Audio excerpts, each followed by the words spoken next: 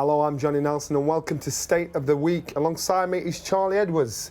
He's fighting for the world title on the pay-per-view card on December the 22nd against Cristofer Rosales. You looking forward to the fight? Absolutely buzzing for it. I've been itching at big fights for a long time now, since my last world title defeat against John Casemiro.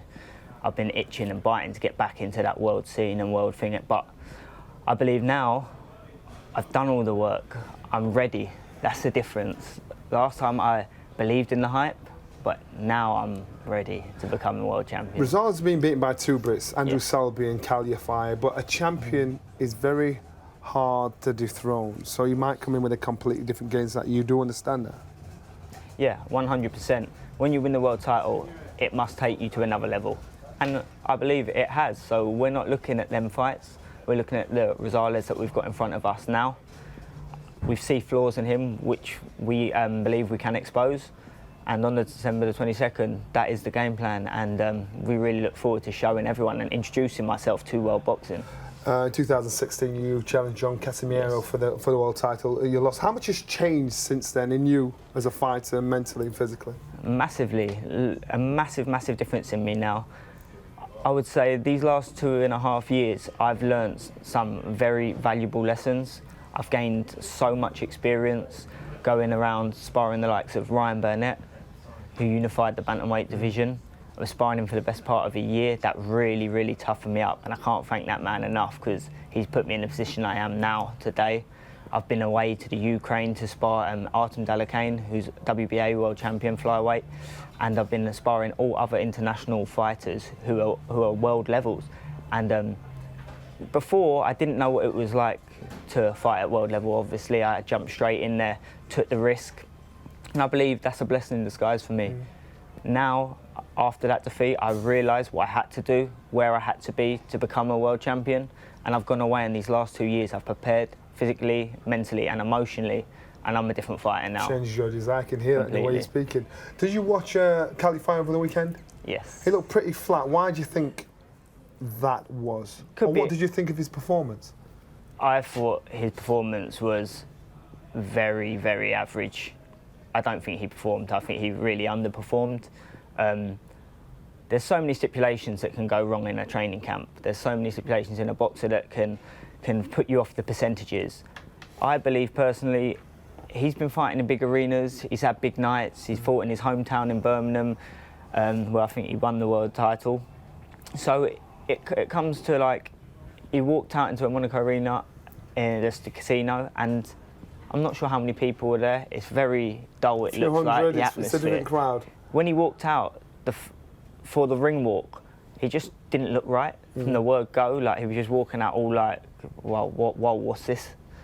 So I believe it could be the atmosphere in there that threw his performance. Also, I could believe he was overlooking the opponent. He thought it would probably be, he's probably looking further at a unification fight, and he just thought he'd have to turn up and he'd put him away with his left hook to the body.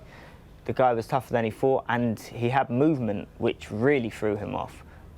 From an outsider and wanting to fight him, I know what his weaknesses are. I've sparred for thousands of rounds with him, and in his pro career, he's always been put with someone who stands there in front of him, and that's why he's been so successful, because he needs someone to be there.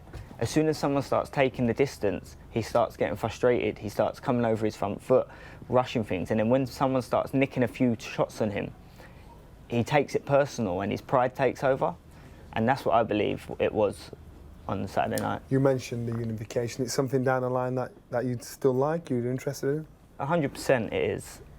I want that fight more than anything. It's a fight for me that is a bit of sweet revenge fight, because of history that me and Kal have had growing up on the GB team.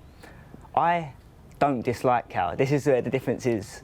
I don't dislike Kal. He dislikes me. And I believe a lot of boxing is a mental game side of it.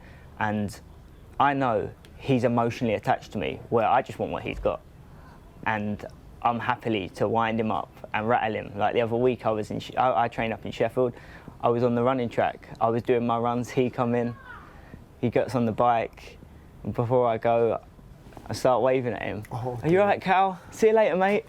And I know I've got under his skin, because that head-to-head we had, he's used to me being like a little boy when I was on the GB team, and I was so respectful and so that. But now I'm a man. He's got what I want, and I will come and get that. But listen, that's another episode, and the fight will 100% happen at whatever stage of the career. It's a fight.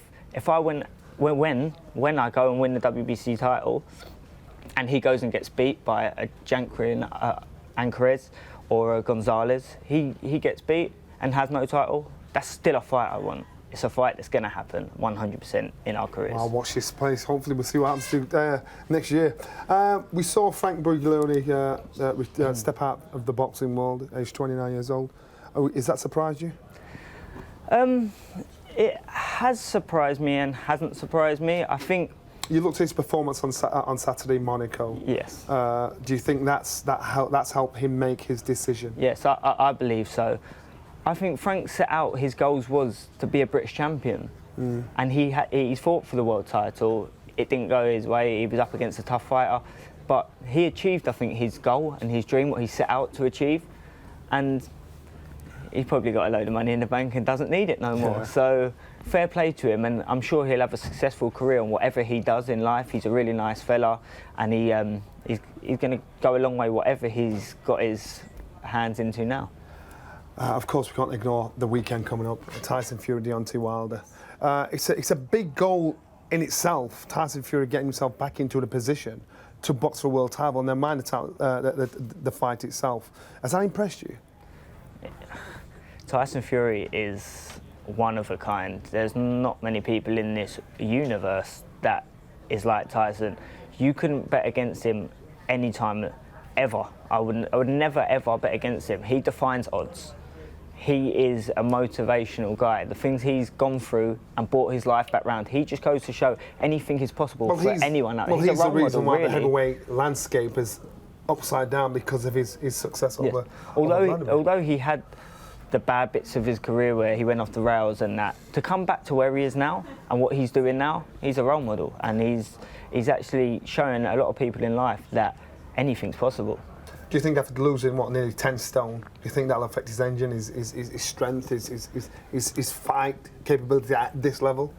When you look on the outside and from a scientific point of view, you would have to say yes, it will affect his performance, but the man believes in himself, and the man can do whatever he wants to do. Anything is possible, and I'm sure he'll show that to us once again. Looking forward to it.